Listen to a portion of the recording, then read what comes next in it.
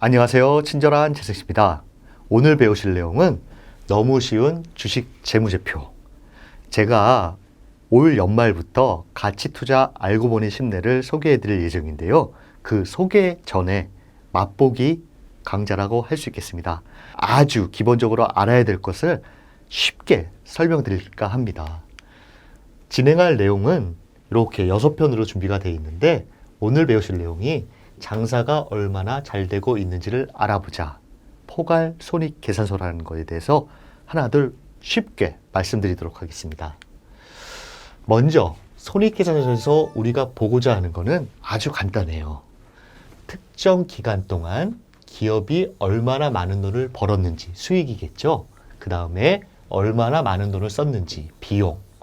그 둘 차이가 얼마인지, 이익. 이겁니다. 아주 간단합니다. 이것을 특정 기간, 1년이냐, 분기냐, 반기냐, 어느 정도 장사를 잘했는지 알 수 있는 것이 손익계산서입니다. 예를 들어 설명드릴까 하는데 대박내 순댓국집 사례로 여러분들께 설명드릴까 합니다.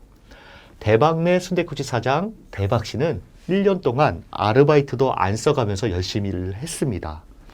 그런 다음에 얼마나 벌었는지 따져보니 1년 동안 1억 원어치 순댓국을 팔았고 이것저것 다 제한이 순수하게 1,500만 원이 남았는데 이거를 정리해보니 다음과 같았어요.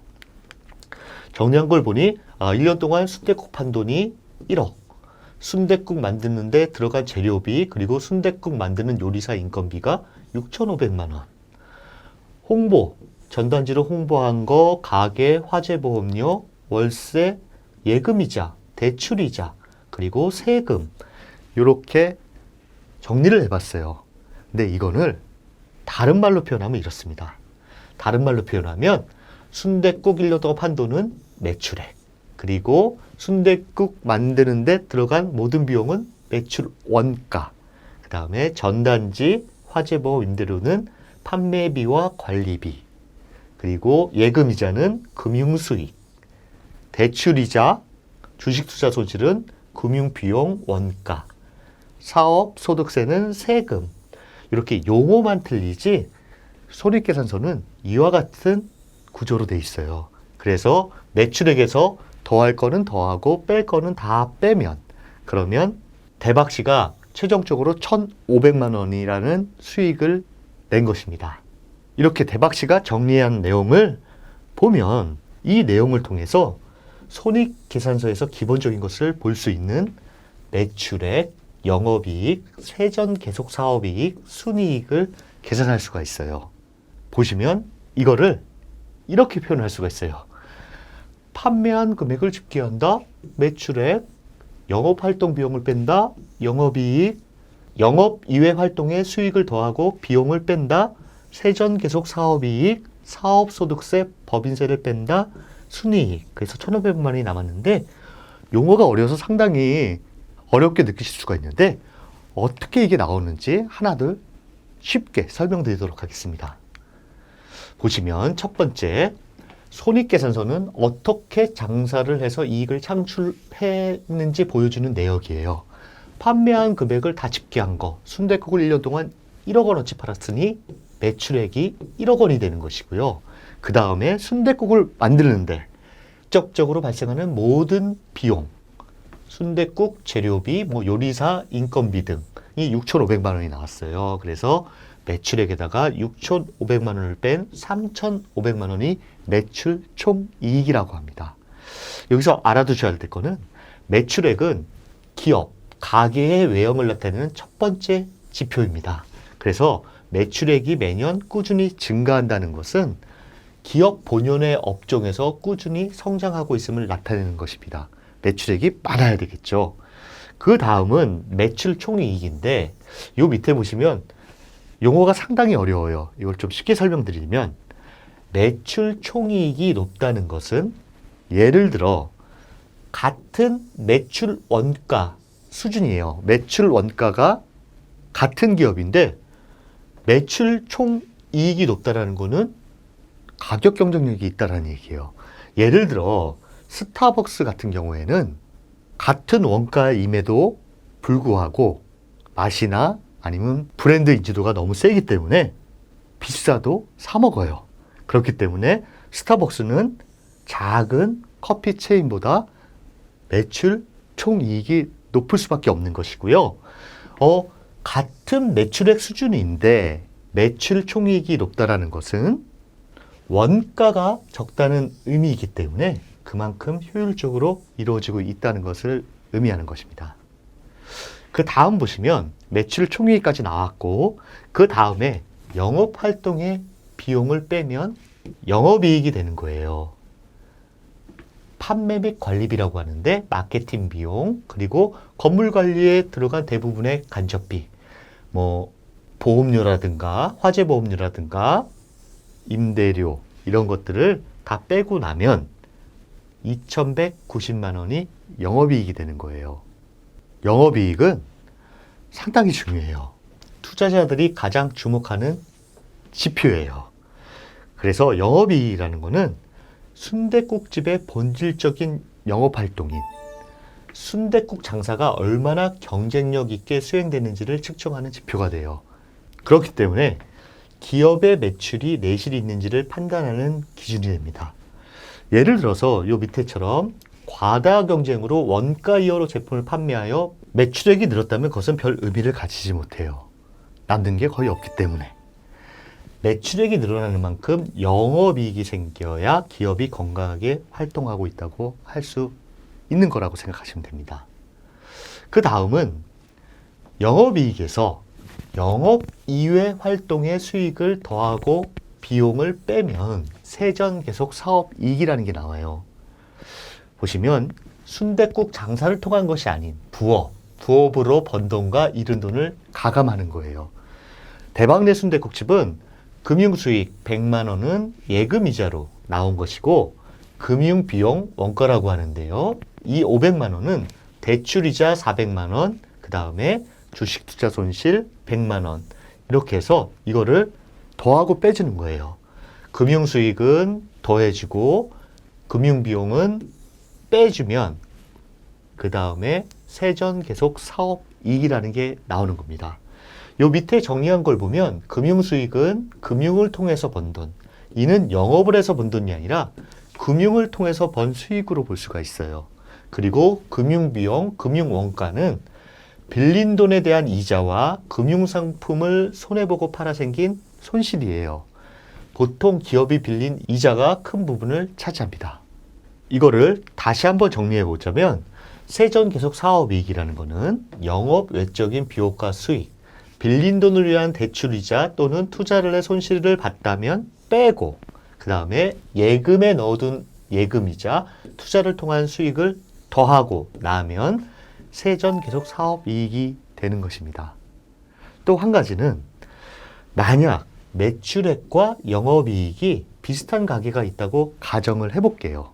이랬을 때 한 가게가 세전 계속 사업이익이 현저히 적은 것이 대출이자가 커서 영업 외적인 비용이 많았다면 뒤에서 바로 배울 재무상태표상 부채에 대해서 좀 더 세심하게 보셔야 돼요. 빌린 돈이 너무 많아서 이자 부담이 큰 거 아니야? 이렇게 의심을 해봐야 된다는 것입니다. 그 다음은 마지막인데요. 여기서 이제 세금. 대박씨는 사업소득세, 법인이면 법인세를 빼면 최종적으로 순이익이 나오는 과정. 이게 바로 손익계산서의 가장 기본적인 내용이라 할 수 있겠습니다. 순이익이라는 것은 대박씨가 매출에서 모든 비용과 세금을 공제한 후 가져갈 수 있는 부분이에요. 요 밑에 보시면 소박씨가 예를 들어 대박씨 가게에 투자를 했다라고 하면 이 순이익은 매출액 중 소박씨, 주주라고 하고 위에 최소한 어느 정도의 금액을 제공할 수 있는가를 나타내는 경영 능력의 측정에 사용됩니다. 간단히 말씀드리면 이익에 대한 배당이라고 생각하시면 될 것 같습니다. 순이익은 일정 기간 동안 발생한 모든 수익에서 비용을 뺀 것이죠. 최종적으로 수익이 비용보다 높은 것을 순이익이라고 하는데 만약 수익보다 비용이 많다라고 하면 이거는 순손실로 1년 동안 고생만 하고 적자를 본 것입니다. 그렇다고 하면 대박씨는 순댓국 시장 자체가 문제인지 아니면 내 순댓국집 자체가 문제인지 살펴봐야 되고 가게 운영 방법 개선책을 찾아야 한다고 할 수 있겠습니다. 계속 적자를 보게 되면 문을 닫을 수밖에 없기 때문이죠. 이것을 정리해보면 이래요. 대박씨가 이렇게 정리한 내용을 이런 식으로 이렇게 바꿔놓은 것이 손익계산서다. 그래서 손익계산서의 기본사항은 기본적으로 가장 중요한 거는 매출액, 그 다음에 영업이익, 그 다음에 순이익. 이 세 가지가 가장 중요시 보는 것이라고 할 수 있겠습니다. 용어가 좀 어렵지만 이런 구조로 이렇게 더하고 빼서 최종적으로 순이익이 나오는구나 이렇게 알고 계시면 되는 것입니다. 이와 같은 손익계산서는 어디서 어떻게 보는지 말씀드리자면 키움증권 영문에서는 이 검색창에 0919를 치시면 이렇게 기업 분석이라는 메뉴가 나와서 볼 수가 있고요. 네이버와 같은 포탈에서는 종목명을 치고 밑에서 종목 분석을 클릭하시면 기업 편향 그리고 재무 분석 이 부분에서 손익계산서를 보실 수가 있습니다. 여기 스냅샵이라고 나와 있는데요. 아주 요약되게 나오는 거예요. 딱 보시면 삼성전자인데요. 이거는 연간, 요거는 분기입니다. 그래서 최근 과거 연도부터 우리 배웠던 매출액, 영업이익, 당기순이익 요 세 개가 요약돼서 나와 있어요. 그래서 매출액이 계속 증가하는지, 장사를 잘하고 있는지, 그리고 이익은 잘 내고 있는지 이렇게 볼 수가 있고요. 여기 보시면 옆에 2라고 써 있는 거는 추정치예요. 추정치에서 올해 아니면 내년에 이 회사는 이 정도 벌 거야 라고 금융기관에서 추정치를 내놓은 거가 2라는 것입니다. 만약 연간으로 좀 더 자세히 보고 싶다라고 하면 여기 연간을 클릭하시면 좀 더 길게 나옵니다. 여기 보시면 2017년부터 5년 동안의 모습이 나오고 그 다음에 추정치도 3년 동안 이렇게 나오는데 큰 기업 같은 경우에는 금융기관에서 분석을 하기 때문에 추정치가 나오지만 아주 작은 기업은 추정치가 없는 경우도 있습니다. 나는 분기별로도 또 자세히 볼래? 그러면 똑같이 옆에 있는 분기를 누르시면 분기별로 얼마나 장사일을 잘했는지 이렇게 추정치까지 나오는 모습을 보실 수가 있습니다. 최소한 간단히 매출액, 영업이익, 당기순이익이 어떻게 변화하고 있는지 체크를 하시고 투자를 하셔야 됩니다. 그 다음은 좀 더 자세히 보는 거는 보시면 스냅샵이 아니라 재무제표를 누르시면 좀 더 자세하게 나와 있어요. 우리가 앞서 배웠던 매출액, 매출원가, 매출총이익, 판매비와 관리비, 영업이익, 금융수익, 금융원가, 세전계속사업이익, 당기순이익 이게 나와 있어요. 나머지 여기 또 여러 가지가 나와 있는데요. 이 부분, 자세한 부분들은 연말에 가치투자 알고 보니 쉽네 진행할 때 자세하게 쉽게 알려드리도록 하겠습니다. 최소한 이 기업이 장사를 얼마나 잘하고 있고 얼마나 성장하고 있는지 손익계산서를 통해서 꼭 체크하는 습관을 가지셔야 됩니다.